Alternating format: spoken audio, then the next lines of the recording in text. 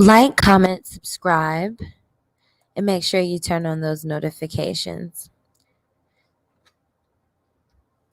Today's discussion will include the definition of pre-foreclosure, definition of pre-foreclosed home, how long it takes to buy a pre-foreclosed home, who can buy a pre-foreclosed home, do you have to have a loan to buy a pre-foreclosed home, can you profit from buying a pre-foreclosed home, what documents do you need to buy a pre-foreclosed home, how to reach out to homeowners when purchasing a pre-foreclosed home, where can I obtain lists on pre-foreclosure properties, what a loan assumption agreement is, different types of mortgage loans, definition of durable power of attorney and power of attorney versus trust and trustee, what a land trust agreement is, what an irrevocable land trust is, different parts of a land trust agreement, what is a quitclaim deed, what types of mortgages have a loan assumption agreement clause, what is a trust document, difference between deed of land and land trust agreement, what is escrow. Definition of pre-foreclosure. The term refers to the legal situation a property is in during the early stages of being repossessed. It begins when the lender files a notice of default on the property because the owner has not been making mortgage payments. This notice informs the owner that the lender will pursue legal action toward foreclosure if the mortgage debt isn't paid. The owner can either reverse the default status by making up the late payments or sell the property before it goes into foreclosure. Definition of foreclosed home. A foreclosure is a house whose owners were unable to pay the mortgage or sell the property. As a result, the real estate lender assumed ownership and is now trying to sell it to recoup some of its costs. How long it takes to buy a pre-foreclosure home. When the pre-approval letter with the pre-approval letter in place, you can now make an offer on your preferred pre-foreclosure home. Generally, it takes 30 to 60 days to complete the closing process on property. This period can be much shorter if you are working with a hard money lender or are paying cash. Who can buy a pre-foreclosed home? Anyone with the monetary liens of legal age with proper documentation can buy a pre-foreclosure home. Do you have to have a loan to buy a pre-foreclosure home? No. You may choose to get a loan if it is in your best financial interests. Can you profit from buying a pre-foreclosure home? Yes. You may choose to lease it, rent it, or sell it wholesale for a grander profit. What documents do you need to buy a pre-foreclosure home to prove that you are able to handle transactions involving the property? There are different kinds of mortgage agreements. Some of these agreements will allow a loan assumption agreement to suffice for the taking over of the property. Some mortgage loan agreements will not allow this to happen and completely revoke the mortgage. However, there are ways around this. A deed of trust or a land trust agreement should suffice whenever a loan assumption agreement will not. You may inquire about the type of mortgage on the property once you have gotten your durable power of attorney or trustee set in place. This way, you may contact the bank, title company, lenders, insurance company, etc., in regards to the information you need to obtain. How to reach out to homeowners when purchasing a pre-foreclosure home. You must remember to be sympathetic to every potential client as they are already in a tough situation as it is. There is always a reason why an individual or company has gotten to a pre-foreclosure status. Most instances result from monetary issues. You may also fare well in finding out what sorts of issues may or may not have to do with the property. For instance, a sinkhole or a sewage issue may not be worth investing for you and your company given the price of the home is higher than the cost to fix. You may also want to remember to be consistent when reaching out to potential clients. You can email them, send mail to their address. You will need to use skip tracing software to locate them if they are not staying at the property. Text them or even call them. You may not legally harass the individual. If they ask for contact to simply stop contacting them. How to reach out to homeowners when purchasing a pre-foreclosure home. Continued. You want to make sure that all persons listed on the mortgage are in agreement and willing to be able to sign on the dotted line when buying the property. Otherwise, this can upset things for you in the future. You can do this by using that durable power of attorney, or trustee to find out persons listed from the title office. Do not assume that an individual will tell you everything that you need to know in regards to the property. They are in a desperate situation. Do your own due diligence. Where can I obtain lists of pre-foreclosure properties? Pre-foreclosure listings can be found for free in the public records section at your county recorder's office. Search for notice of default, list pendants, and notice of sale. These notices are issued to the homeowner and publicly recorded during the foreclosure process. However, the list may not be updated. You can look in the newspaper. There are also websites like www.zillow.com or www.netteronline.com. You may also choose to drive around and look for signs on homes that indicate the home is in pre-foreclosure status. Remember, do not stalk. It is illegal. What a loan assumption agreement is.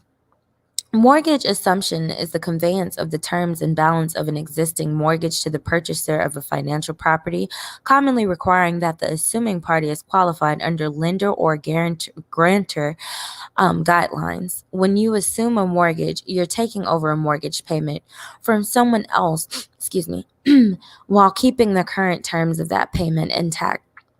Once the assumption is complete, you take over the payments on a monthly basis, and the person you assumed the loan from is released from further liability. A qualified assumption requires the assuming borrower to qualify for credit based on current underwriting guidelines.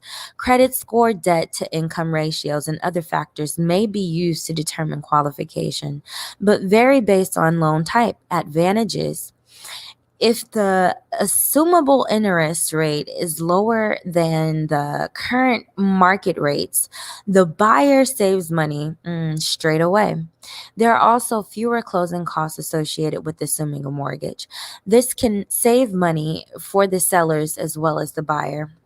What a loan assumption agreement is: continued. Assuming a mortgage will not hurt your credit any more than if you were to apply for a new loan, as long as you keep up with your regular mortgage payments and do not fall behind. You will, however, still need to find a lender and qualify before you are able to assume the loan. The different types of mortgage loans. Fixed rate loan, adjustable rate mortgage, FHA loan, VA loan, USDA loan, bridge loan. Different types of mortgage loans. Fixed rate loan.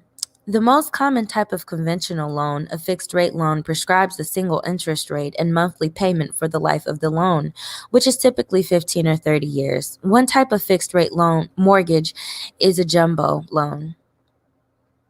Right for homeowners who crave predictability and aren't going anywhere soon, may be best suited for this conventional loan.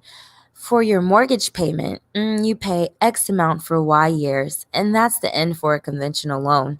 A fixed rate loan will require a down payment.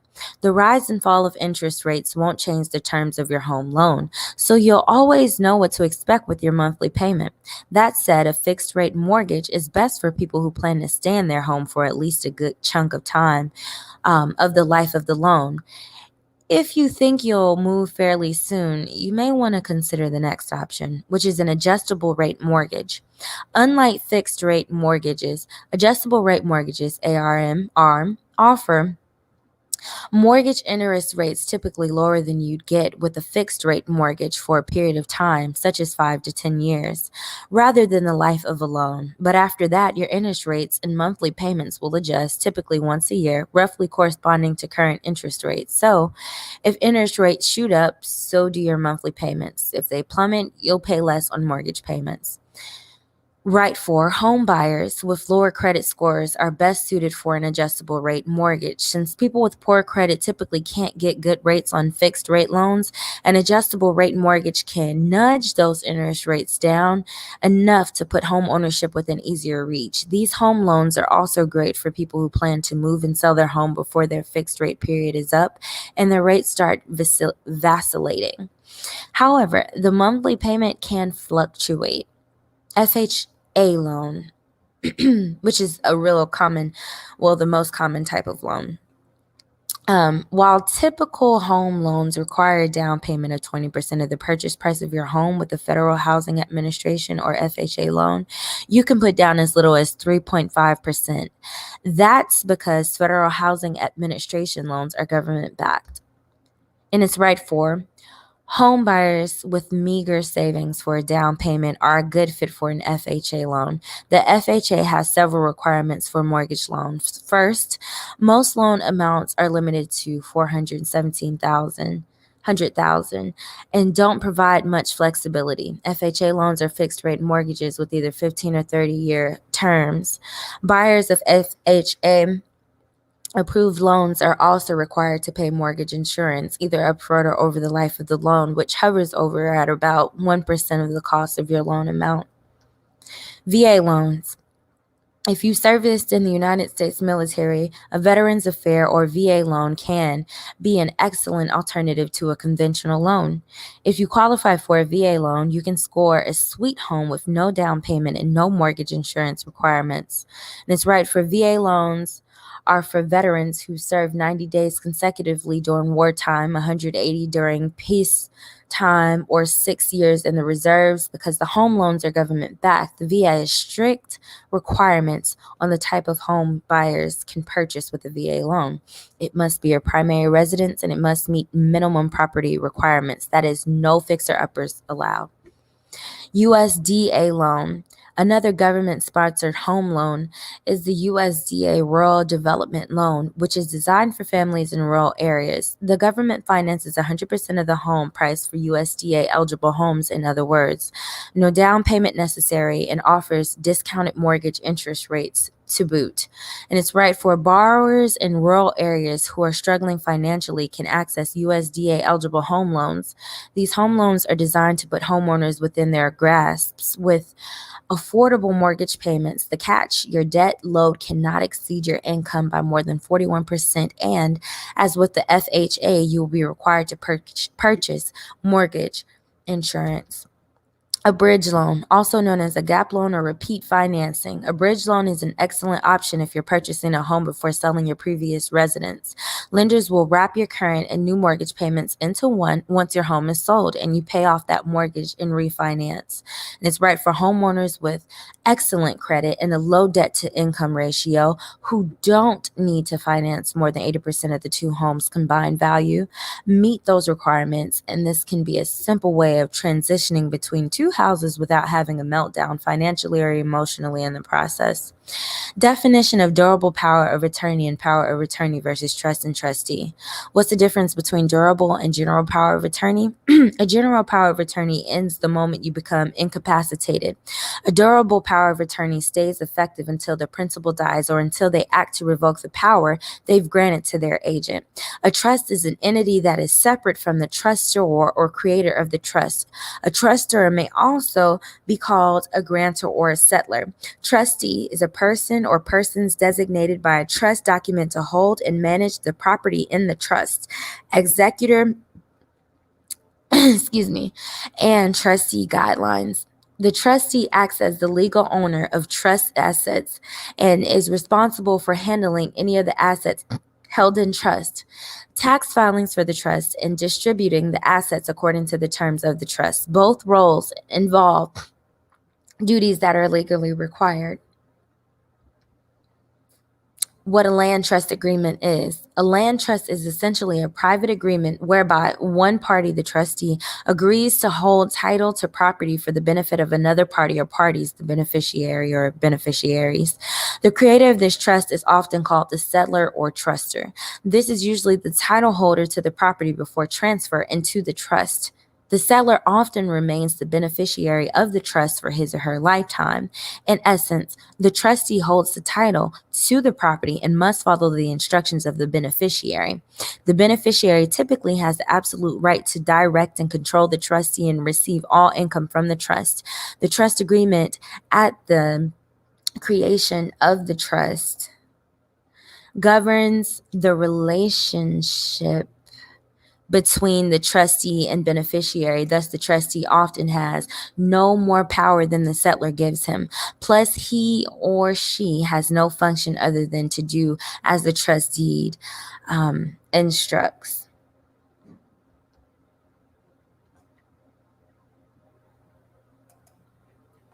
What an irrevocable land trust is. And I want you to be clear about what we just discussed. So, this is a land trust agreement, and this is an irrevocable land trust. Okay, so they're two separate. An irrevocable trust is a trust stipulating that it cannot be readily revoked or altered or amended. A trust is an agreement allowing property to be held by one party for the benefit of another. Irrevocable trusts are commonly used for asset protection and estate planning.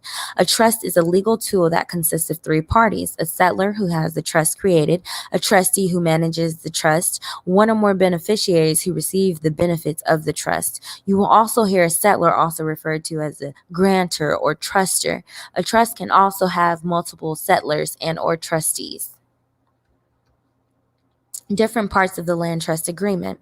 A land trust has three parts. You have a grantor of the trust, a trustee, and a beneficiary. A trustee has control over the property and manages the trust itself. The beneficiary is the person who receives all the benefits of the land trust.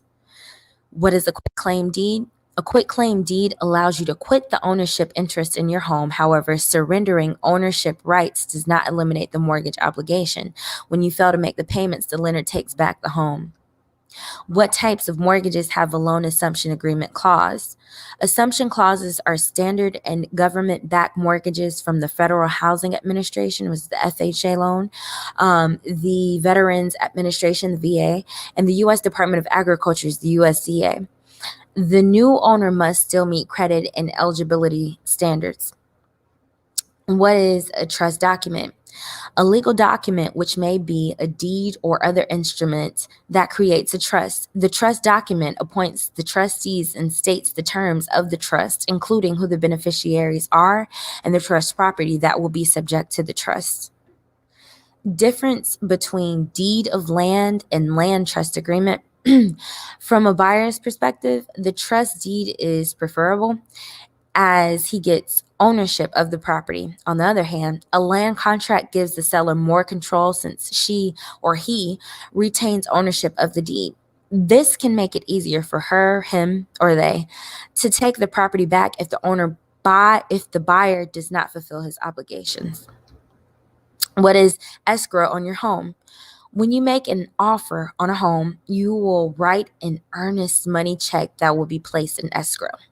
That means it isn't going directly to the seller, but is being held by an impartial third party until you and the seller negotiate a contract and close the deal. Please email support@orbexes.org with any further questions. Thank you for watching. Don't forget to like, subscribe, share, turn on your notifications, and leave all comments in the comment section below.